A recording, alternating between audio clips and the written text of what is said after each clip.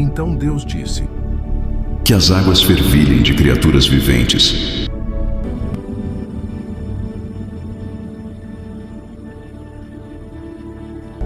e voem criaturas voadoras por cima da terra, pela vastidão dos céus.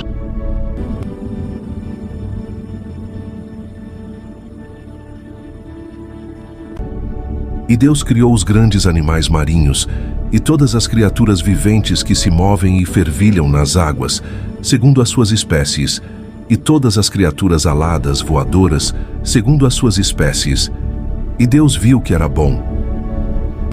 Com isso, Deus os abençoou, dizendo: reproduzam-se e tornem-se muitos, encham as águas do mar, e tornem-se muitas as criaturas voadoras na terra.